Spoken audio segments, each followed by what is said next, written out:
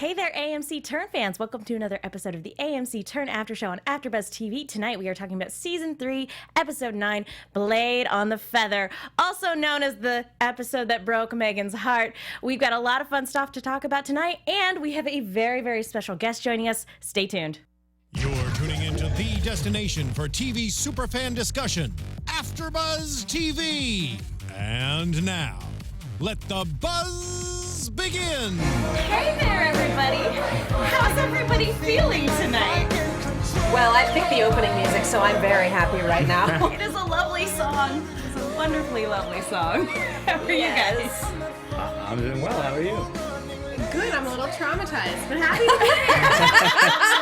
I think that's the point of this episode. Like, I'm a little traumatized, but I'm okay. Happy to be here on the show. Very, very sad feelings inside, though. Let's go ahead and get the ball rolling. Let me introduce my fantastic panel. To my left, Katie Cullen. Hi, all my buddies. You can find me on Twitter at Kiaxet. That's Kiaxet. I'm the Hamilton fan in the group, so yes. And could not have told. Nothing would have given that away. It's almost like I picked Hamilton songs the past 3 weeks. And to her left, Keith Black. I'm Keith Black. You can find me all over the internet at Keith W. Black. And joining us in the studio tonight, we have a wonderful, wonderful, wonderful special guest, the lovely and talented Amy Gumenick joining us, a.k.a. Philomena. Yay! Yeah, I'm so happy to be here.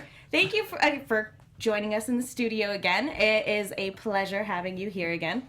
Thank you. It is a pleasure to be here. And I'm your host, Megan Salinas. You guys can tweet at me at the Menguin. That's TheMenguin. We are also going to be keeping an eye on the live chat on YouTube and on the hashtag ABTVTurn on Twitter. And if you guys haven't already done so, please go to iTunes to rate and subscribe. We love hearing from you guys, and it's the best way to let our producers know that you like the show that that we put on every week, and you'll get a shout out on the show, just like Bad Wolf 09, who gave us a 5-star rating, says great after show. Thank you, Bad Wolf. Not that bad of a wolf. I feel like they've reviewed some of the other shows that we do.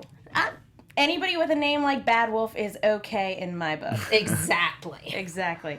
So We get the reference, we're Whovians. let's go ahead and talk about this episode.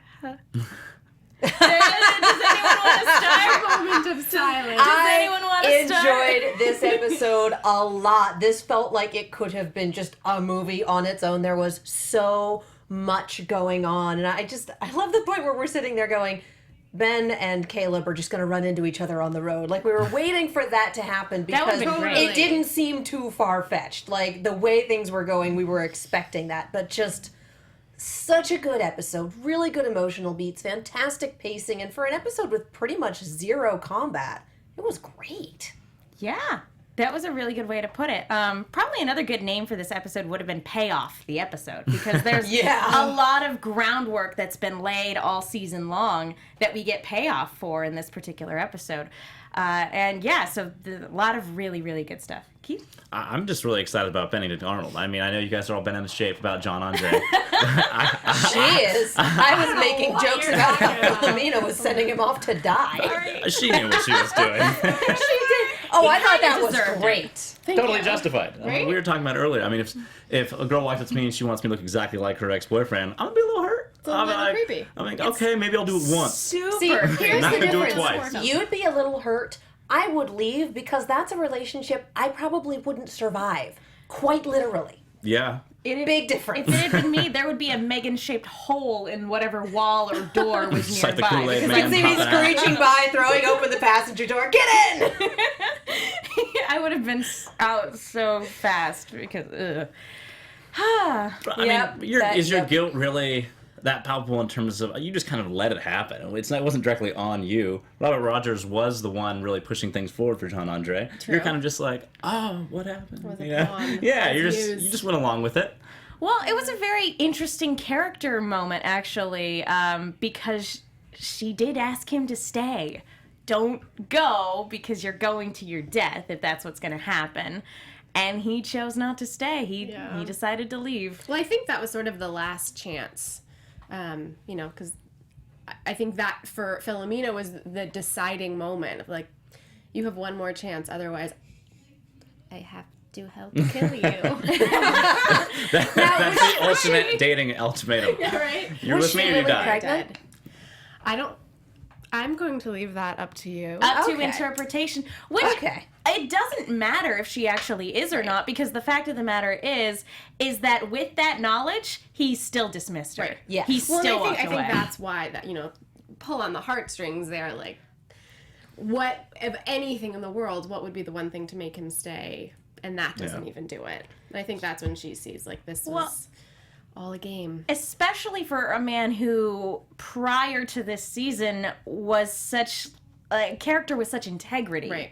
And to have a man like that who, in your mind, would do the right thing, would do the honorable thing, to still have him turn and walk away. And I think that man is the man who Philomena fell in love with and still sees and still knows somewhere under the corruption and in all the craziness that he's caught himself up in, that man is still there. And I think that our parting scene, if you will, was the last attempt kind of to convince him, like, you're in there somewhere, don't do this. Yeah, you're still the good man that I know, that I love. Right. But this whole season has just been a slow motion train wreck for John Andre. Like, we know it's coming, so and we sad. can't look away. That's just what it's become. Yeah. Well, I feel like there's also the balance where John Andre's in a position for, in his mind, what he's doing ultimately is how he's going to garner the most honor. If he is able to stop the war with the least amount of casualties, for him, that is still maintaining the person that he believes that he is. So I feel like there is that dynamic where in your guys' parting scene, he's still kind of focused, like, I have a job to do so that we can even be discussing a child or anything to that matter, because if I don't do this, is this a world that we would even want to bring a child up for? Or bring up in as the devil's advocate of why he did what he did. Well, again, he's so caught up with the macro scale of Yeah. things and, like, making sure all those pieces are moving to win the war, that he misses the smaller details, like maybe jilting a woman you had spy for you is not the smartest thing you can do. Especially a really talented spy, if I may say. After having her dress up as your ex-girlfriend and then having sex with her bent over a table and then dismissing her out of hand. Like, that's not a good combination. None of those are okay. But altogether, that is just a nope sandwich. Yeah. Like, nah. But he's blinded by the bigger picture. I think it's not personal for him. Yeah. Yeah, when it It's probably personal with the wrong person. Well, The person it's personal with is kind of married now. It is kind of funny because it's never not personal, and that's Right. one of the good things about this show is that it pumps humanity back into History. what we step back and from an academic standpoint we're like, oh yeah, this is what happened and this is how we became the country that we are. We forget that all of these people were just that, they were people. Right. We've talked a lot about how George Washington is very much held up on this pedestal, but he was just a man like any other. So yeah, and we forget that sometimes. Yeah. Benedict Arnold was a man before he was a traitor. And I feel even like the catalyst for the war is everybody feels used to an extent. Benedict Arnold, his entire purpose for being a traitor is because he's felt used and he hasn't been respected or given what he felt deserved. And across the board, that is even why we revolted, was we felt used, like we weren't being given what we deserved. So the show in itself brings that emotion, that tone of, give me what I deserve and we're fine. But if you cross me, emotion will take over. And even pushing towards Richard in Setauket, where it's like, you need to do something, like emotion, you've been wronged now. How are you gonna act? What are you gonna do? So I think it's the driving force, and it definitely is compelling to watch as a viewer for me. Yeah. Yeah, it's definitely compelling drama to say the least, even when it stomps on my heart repeatedly. But and it's also so heart-wrenching too, because we were so excited to see your character come back after having been gone for a season, and just it is, as you said, just this slow train wreck. It's like, yay, Philomena came back. Oh, get out, get out, get out. Oh, she's still in. Oh, no. And she here we deserves go. so much better. I hope And she here finds we a go. nice man after the war is over. After the war. So after the war, she's just dating someone and saying, by the way, my last lover jilted me, so I sent him to his death by hanging. So you know. Fair warning. Yeah. Just an FYI. Heads up. Well, he's famous enough, right? I think people would know that. So, next week going around and be like, you guys hear what happened to her ex? Like, gotta stay away from the ball. As the town gossip. Yeah, that absolutely. In the knitting circles, we're just like, ooh. Somebody in Townsend's bar is like, oh my god, did you guys hear? It's the craziest thing. You brought up Richard, and I think that's probably a good segue to talk about Setauket, because this episode opens with Simcoe interrogating this guy at bayonet point, and then when he confesses, but basically is proven innocent of being involved with Robert Rogers, or Robbie Rogers. Can't wait to get back to that. Simcoe burns everything he owns to the ground just to set an example. It was oh man, it's like that guy he's clearly not a good guy. He's clearly done some terrible things. He is chaotic neutral at best. But did they have to burn the best. sheep? Yeah, That's not Yeah, cool. did you hear them Above the sheep, screaming I was when the like, fire come on, went that going? was just not necessary. But that was some great sound design. Could hear them screaming as the fire started going. stop. area. Yikes! You're like, that's nice. They went for it. There's one audio text somewhere like, thank you, fine recognition. Thank you. I am impressed that they went for it. I'm actually the moment of like sound design that I really liked was just the sound of the bayonet as he's like leaning closer. I was like, that's good sound design. That's his favorite weapon. Like, yeah. Well, Chad's having a grand old time. LaToya Morgan says Philomena is indeed an excellent spy. And Mara Jade hopes Philomena feels bad for what she did to John. He should feel bad. You feel bad. We said it before the show. He made his bed and then he lied in it. Now he has to lie in it. That's the way it goes, guys. He made his bed and then he had sex on a table. Yeah. So, But hi LaToya, by the way. For those of you who don't know, LaToya is a producer and also a fan of the show. And writer extraordinaire. she is a good person and people say nice things about her. Generally fantastic. But yeah, because Simcoe has been driven to this point of extreme, like, as desperation. They say, he's a tyrant in the town now, and he is definitely lording over them, which I'm sitting here and wondering just how every time he's on screen, I'm like, how far is he going to go? And then he always goes farther than I expect him to. So, which scene do we think he hurt himself in? I think Become a he's fine game in now. this one. Ever since he came in and said, "I managed to hurt myself at least once an episode," it's like, okay, which scene was it? Probably when Abe punched him in the face. Probably. That was Not the laying down in the steeple. Oh, that was so like great. maybe like, oh, my hip. Like, I'm just that was imagining uncomfortable. like he sits up in the pew and then falls out of it.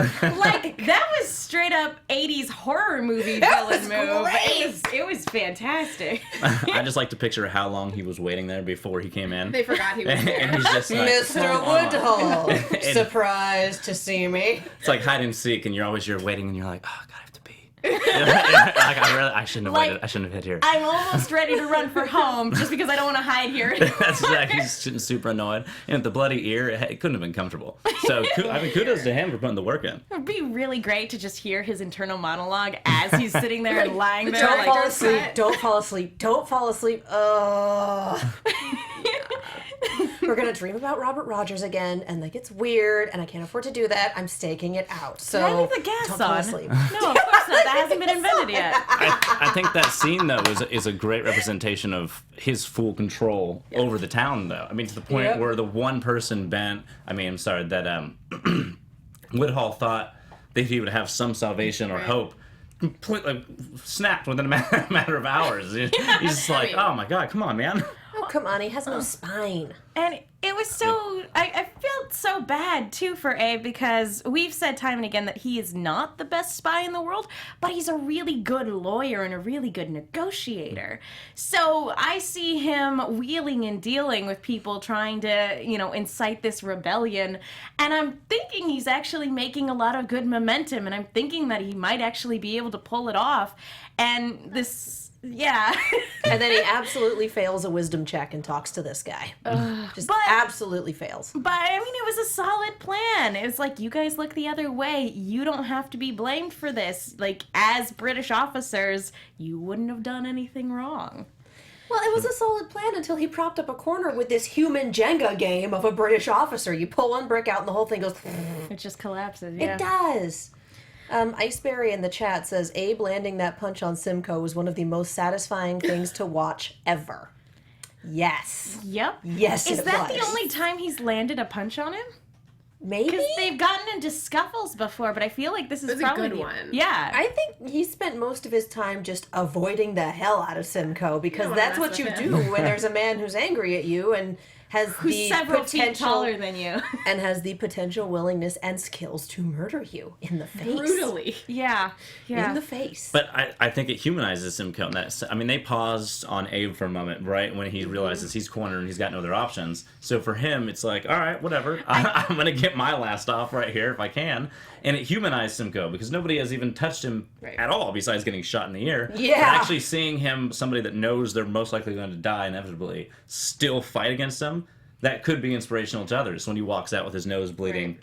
It was a really great, just really good performance. Just of like, yep, this is the situation. Yeah, I'm gonna punch him. It was great. If I'm gonna die, I am going down in glory. I'm gonna go down swinging. Yep, it was really good. He really should have gone for the ear, though. Oh no. Yes! Oh, yeah, That's I'm when with you you. need to drop a person, you go for the weak points. Although that does bring up a good point. The only two people that have managed to touch Simcoe besides Robert Rogers are the Woodhulls. And he doesn't know. He would be so proud of her. Oh, it's so great. It's like, I married a really great woman. Why did it take me 2.5 seasons to realize that? It Well, did. it's situational. He obviously he wasn't off, being a spy and killing people prior to that. I think she had to be slowly brought into that dynamic. He was in jail for a while. Yeah, it's a new friend Given group. no choice. Yeah, but I mean, she's tremendous. That's definitely the type of wife you need if you're going to be a spy. You need that perfect spy wife. The kind who rolls up her sleeves when she realizes her husband won't survive without her. Just like, fine, I'm wading into this. You can't kill him, I will. Against her I'ma do beliefs in the war in itself. I mean, her whole Hashtag stance Ranger Danger. is just to back Abe. That's it. So all she cares about is backing Abe, and I think that as a motivational force is stronger than most. I mean, some people just want money, like, whereas she's like, no, I'm fighting for my husband And their child. Yeah, the child, absolutely. And I did kind of think that since they missed their opportunity to escape with Caleb, I kind of thought they would lay low for a little while, but no. The exact opposite. Abe was like, no, we have to take action. We have to do something. and not quiet about it either. Yeah, I mean, he's been clearly. going around town. I mean, that in itself is bold when somebody's going around tyrannically around a town, and you're openly being like, I disagree with you, and I'm letting everybody know that I disagree with you. So he was marked already, but talk about just really dotting those lines. I did say aloud at one point, if Simcoe knows he's just, spreading all of, basically trying to incite a revolution, if he knows this, why is Abe still alive at this point? That's kind of what I'm wondering. Like, how has this man survived for 3 seasons, aside from having the plot armor of being our series protagonist? Like, how has he survived? Well, prior to this, we know that Simcoe was still like, oh, you're still useful. But, like, after a certain... I feel like there's a breaking point there where it's like, you're bothering me and you're not that useful, so I'm just going to do away with you. That's But what I think that thought. there's something that he gets out of watching him squirm and the, mental torture. That's a really good point, If he actually. kills him, it's over for him. The game is done. Yeah, and I think part of what drives Simcoe is that game, is that just, pure core evil that, it's fun for him. It's fun to see that terror in his eyes and sort of it's like a game of cat and mouse. But I also think that he can dish it out, horrible. but he can't take it. Yeah. He's the kind of guy that'll pull the wings off of flies because they can't fight back. But the second someone turns around and takes a swing at him and actually lands it, he just completely loses his mind because there goes his illusion of absolute power. Well, he told us he wasn't evil per se. He said he was more just course he said misguided. He said I'm easily distracted and misguided. He's chaotic evil. I wouldn't... We're going to stick him firmly in that lower right alignment square. He is chaotic evil. Yeah, I would definitely... He's definitely still a human being, but I would, the more and more of the show I'm watching, the more and more I'm like, maybe he's a sociopath. I would definitely categorize him in the sociopath spectrum or whatever. Chaotic, evil. But so that does leave poor Abe in a terrible predicament by the end of the episode. It looks like by the next episode, he is very much in danger of being hung for being a traitor. And he's going to represent himself, which should be interesting. Yeah, As a lawyer, he's really good. Yeah. he is a good lawyer when he's actually trying to win a case. That's true. And a strong stance against his father. Above all else, this is the one area that he can legitimately stand up against his father publicly and let people know either I'm right or I'm better than you. And in every other situation, his father has stifled them across the board. Either I'm right or I'm better than you. Wow! I feel like those are his only options, right? I just needed a minute for that to sink in because, dang, we have gotten to that point. It will be interesting to see what Abe uses as his defense in terms of whether or not he'll be like, the only crime I'm guilty of is loving this town. Like if that's the sort of route he'll go. That. No, there's no more sympathy left. Like, that's what you're going with? Murica? Oh. Not quite. In terms of, like, he could very well, I mean, obviously he wants to stay alive, but if he feels like he's going to be killed no matter what, he might try to use this trial as, like, a last-ditch effort to get Setauket on the right side of the revolution. And I don't think we're going to get any help or intervention from any British higher-ups because with Andre out of the picture, they've pretty much written Setauket off. Well, Nothing happens except occasionally, but meh. but if Abe can get out of this and Andre can't, then the only other person besides Robert Rogers that knows that he's Culper is Hewlett. And Hewlett's going back to England. He's going back home. Can we talk about that scene? Because holy cow, that scene was amazing. And I saw a tweet last night, so I saw this completely out of context, that the initial plan was for him to play that as angry. And then he came in and did that instead. Really? And that was so much better. Just this very resigned, passive-aggressive, screw you, I'm doing this. By the way, I'm a better intelligence officer than you, and I'm not even an intelligence officer. Later! To be fair, I think the more resigned performance is probably more fitting considering this is a guy who has been disgraced and heartbroken and has been dismissed by everybody around him ever since he returned. And so, yeah, it does just kind of like just this general world weariness resting on his shoulders.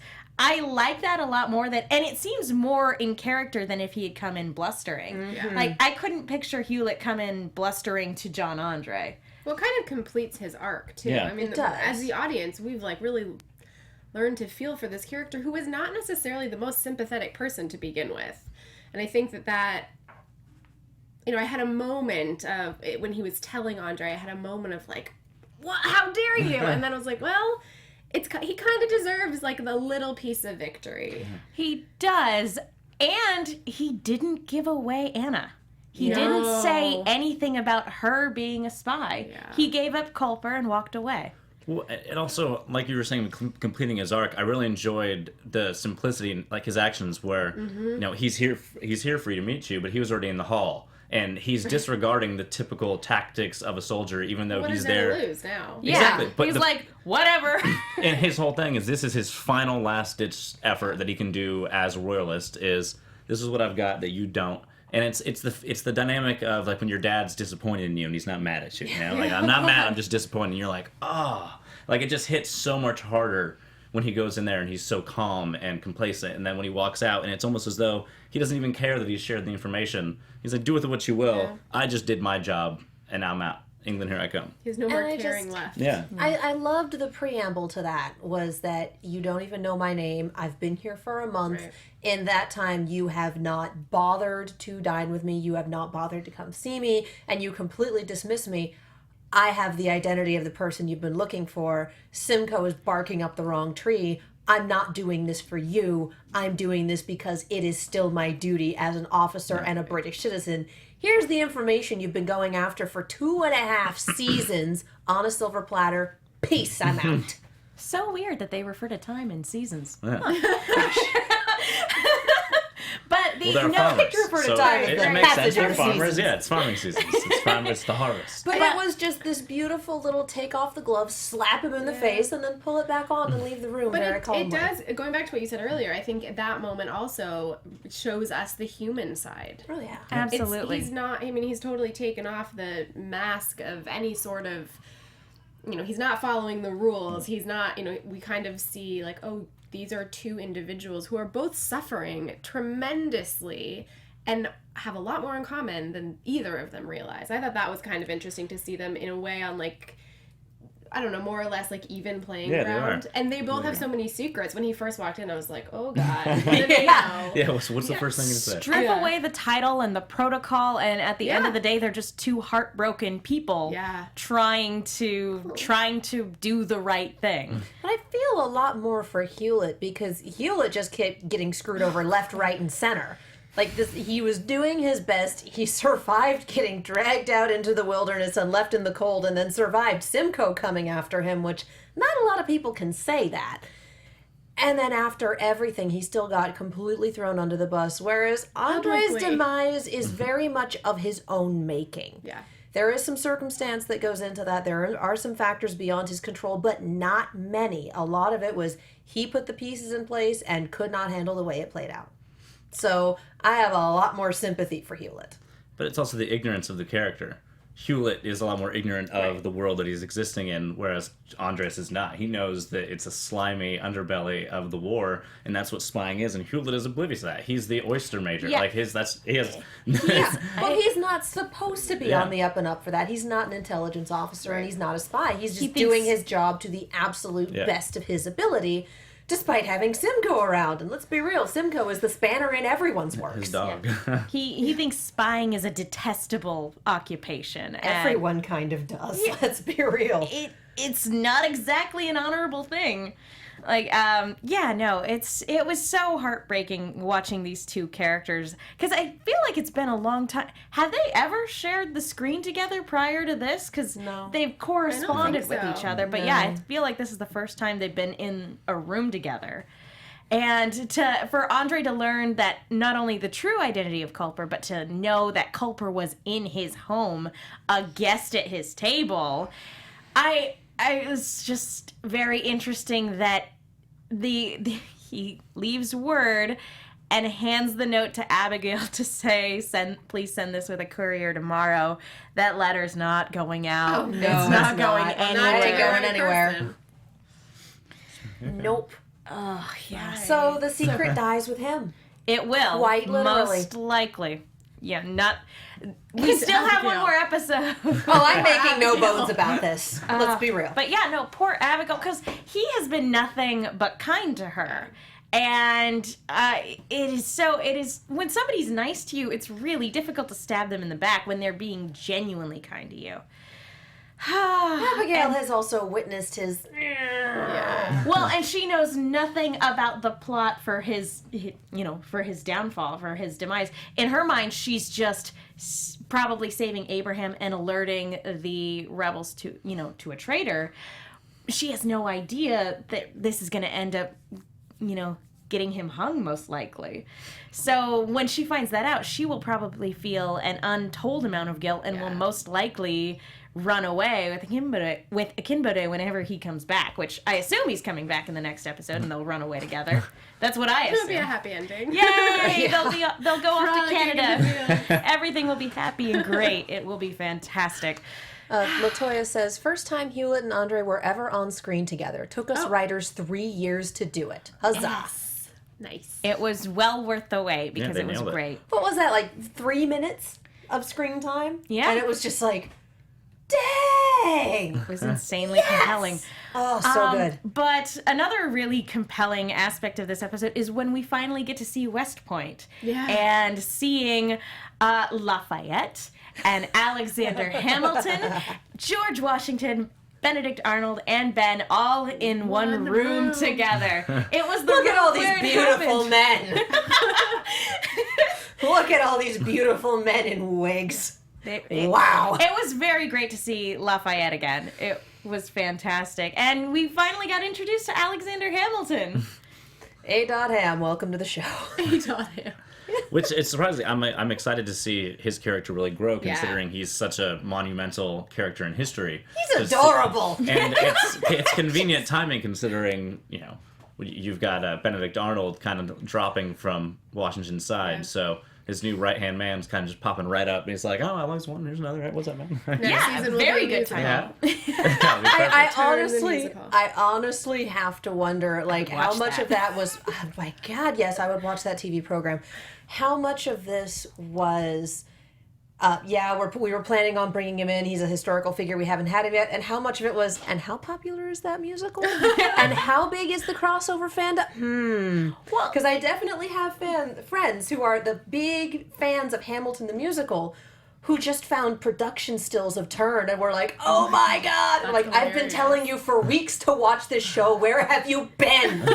Hey, better late than never. Exactly. This is the Venn diagram overlap that they are taking advantage of. First 2 seasons are on Netflix, folks. Go get caught up. I think you're kind of preaching to the choir here. Yeah. Well, if somebody wants to take Tell your that, friends. Yeah, if somebody wants to take that out of context and alert the people, let them know. They need to know. But yeah, and we get this really really wonderful, this is really good spy stuff, because we have John Andre on his way to meet Benedict Arnold trying to keep it a secret from everybody else. Ben, who suspects Benedict Arnold of doing some wrongdoing, but has nothing to really base that on except intuition. But that and moment Peggy's when behavior. Oh, the moment when that name Anderson just clicks for him and he just takes off. Oh, Ben, he started this episode wearing his awesome hat. So it was going to be great. It was delayed, but oh yes. And chat has decided that hummingbird is old slang for bay. So I thought I saw somebody tweeting about that. many people tweeting about that, but I guess that's the thing. Yes. Hashtag hummingbirds. Latoya is definitely tweeting about hummingbird. Huh? Yes, Turnland as well. All right. We should bring it back. Bring back hummingbird, guys. Make it the new bay. It takes so long, though. Yeah, bay is a lot simpler. Like, I already coined one hashtag this season, I am good. We still have Ranger Danger shirts, you guys. Yeah. You should wear them. They're wonderful. And someone bought one today. Yay! I was very happy. This is a good day. But yeah. It's a good day. I really enjoy, and again, there was just a lot of good stuff because we have got Robert Rogers going to intercept John Andre. And can we talk about the scene between John Andre and Benedict Arnold meeting face to face? Yes. Because talking about really great characters who have not been on screen together yet, this was a really great moment, especially because it's finally out in the open. I am in love with Peggy. We'll give you these conditions, but also I want your fiance. She's not my fiance anymore. I just thought that was really creepy on Arnold's part at that point. It's like, her last name is Arnold, and what you want I've had for months. Do you still have her? Like, what is she, a ruined woman?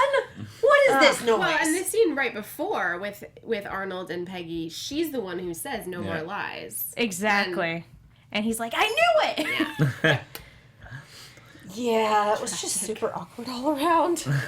I was thinking right when that scene when they enter the little cabin or cottage off of the river, I'm like, these men they've never seen each other. Right. So that first impression must have been a big one for each character as they walk into the room and they're like, I've never seen you, maybe a drawing of you from the battlefield or some press that they've read.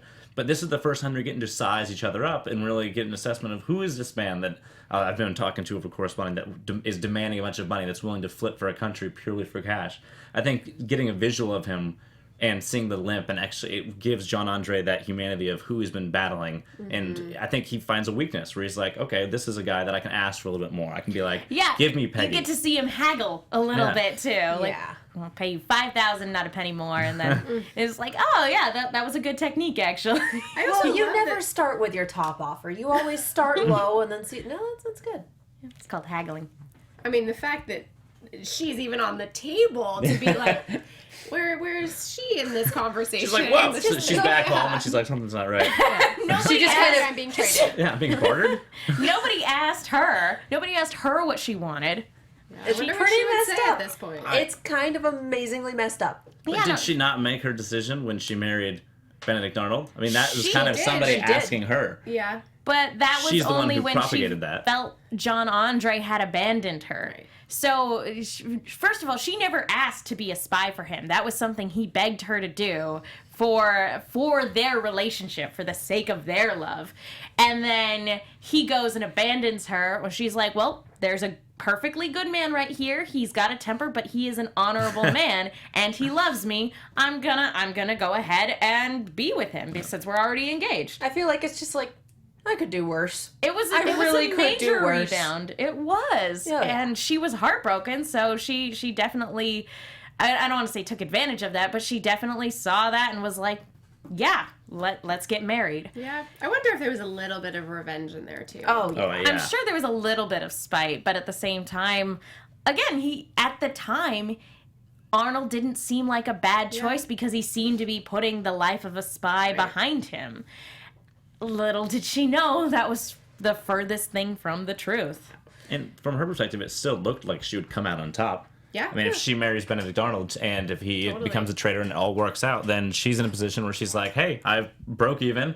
Now I'm with My the... happiness doesn't matter. Yeah, I said screw it to the guy that screwed me, and now we're at the same social level. So if she wanted to pursue things on the line, I mean, she's at a better stance then than she would be if she got caught as a spy.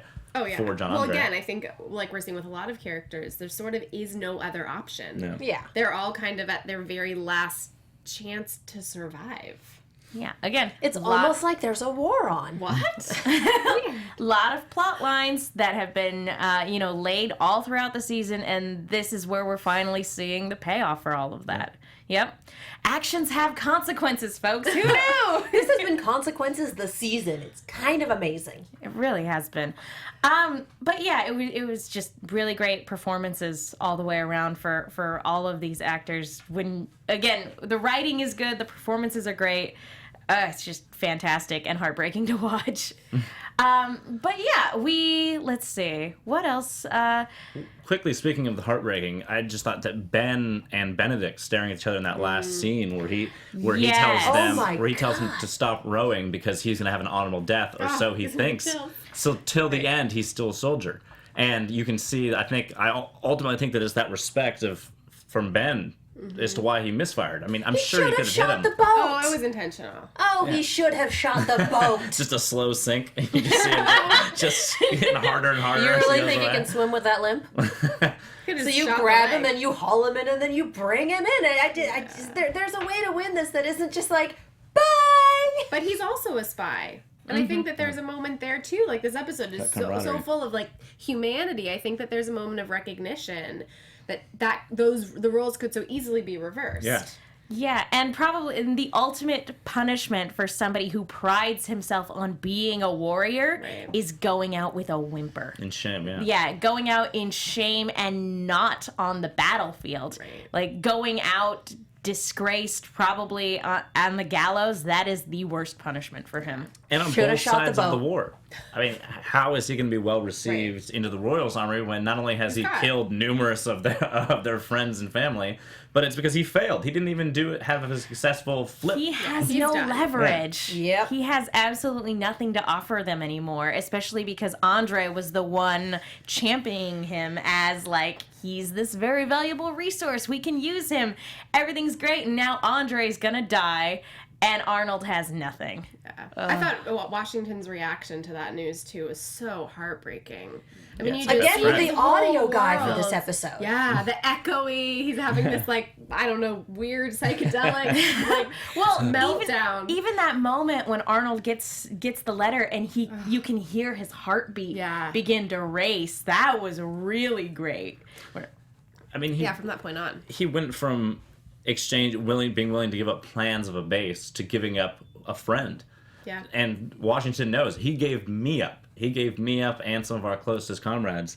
That's a situation that you're in. That it is heartbreaking. Who do you trust? And after selling him out, Washington is like, I want you to be by my side on the battlefield. Yeah. If he had just stayed the course, he would have gotten everything. I think so. Ooh, I have not read the last episode, so Oh, This is good. This is a- you can theorize with us. so you're not going to have to sit there and poker face I while we mean- go, I think. I have not read. No, I really Quote. Haven't read anything. I tried to get my hands on it. Nope. Well, I want to hear this educated guess then. Oh gosh. I have to say there was a lot of there were sort of unhappy tweets about the title of next week's episode. Mm-hmm. And I love that the end of this episode makes you question, like, who is going to be hung? Because going into it, everyone assumes this is the end for Andre, but he may have some companions up there with him. Who knows? Yeah. He might not be the only one to go. In a perfect world, it would be a Pirates of the Caribbean style, last minute, save the day, and then he could just... Oh, I just found the title for the next episode. Trial and Execution. Oh, man. Which that could apply to so many people. Abe is going to be representing himself. I really do think that, he will probably accept that he is most likely going to die, and so he will use his trial as a plea to Setauket to do the right thing, to stand up to tyranny.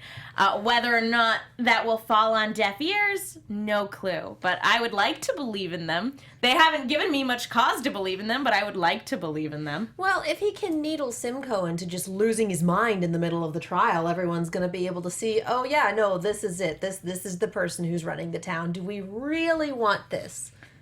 Well, I'm thinking maybe trial and execution where there is a trial, but then the execution isn't necessarily relatable to the trial itself. I'm thinking more on your knees, musket to the head style of execution, less organized trial. Like Robert Rogers killing somebody out in the middle of the woods. Just. By the way, he looks like a pirate right now. He does. It's great. Yo, with his hat and the patch.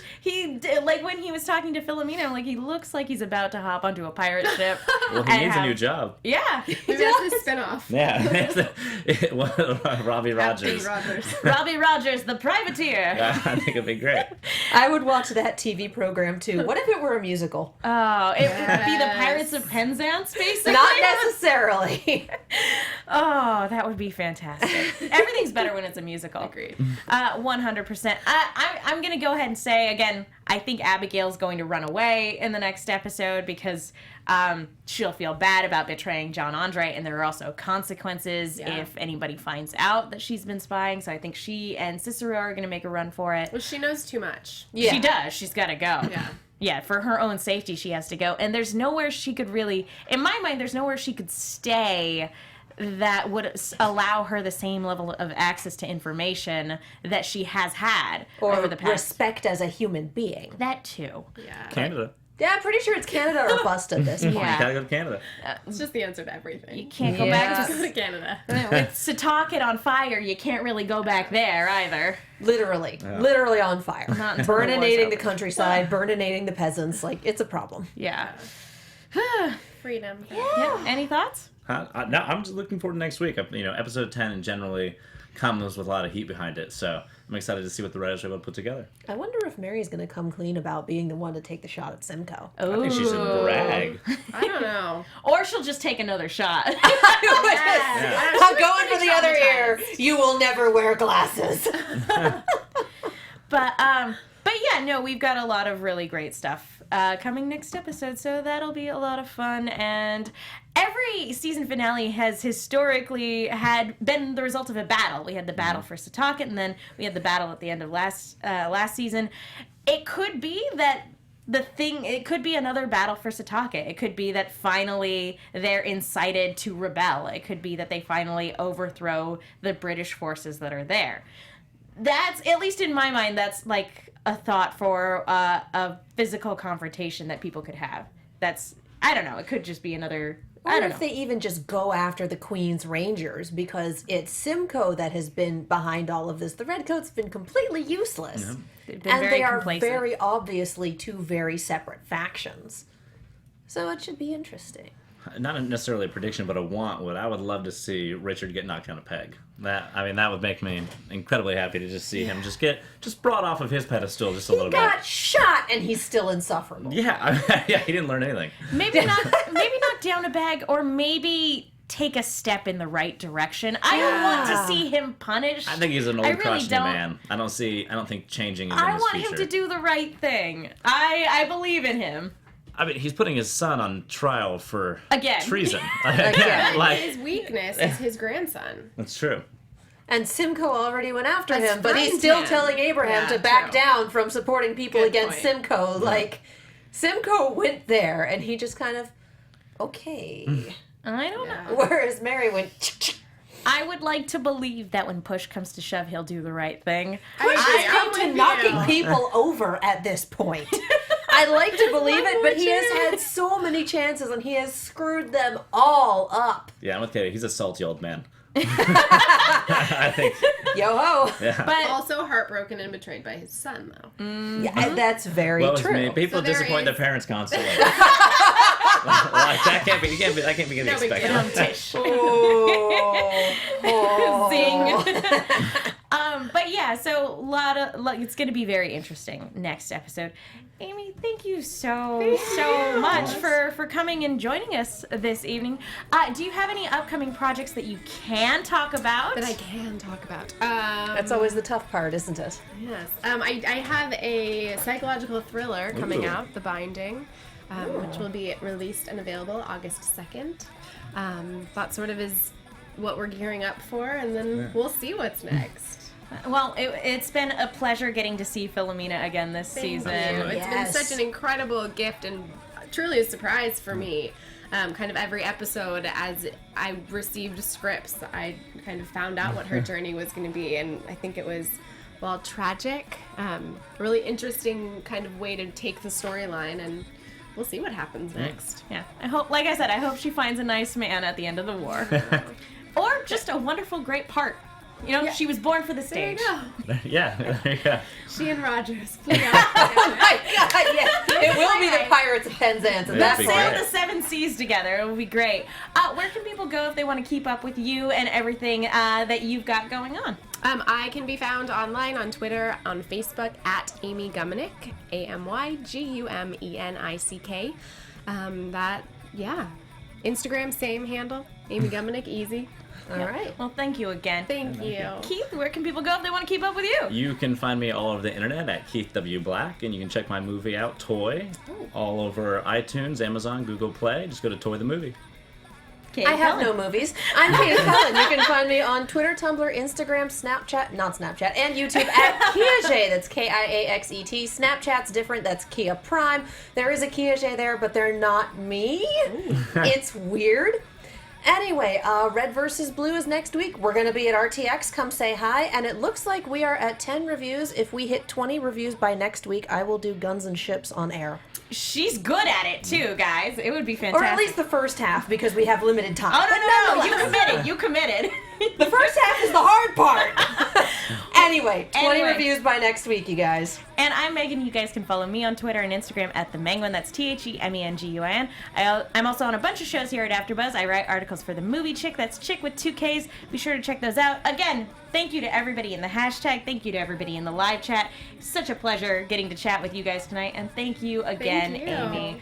Always My a pleasure. pleasure. Come back again soon. Anytime. Thank you guys so much. We will see you all next time. From executive producers Maria Menounos, Kevin Undergaro, Phil Svitek, and the entire AfterBuzz TV staff, we would like to thank you for listening to the AfterBuzz TV network. To watch or listen to other after shows and post comments or questions, be sure to visit AfterBuzzTV.com. I'm Sir Richard Wentworth, and this has been a presentation of AfterBuzz TV. Hashtag Hummingbird. The views expressed herein are those of the hosts only and do not necessarily reflect the views of AfterBuzz TV or its owners or principals.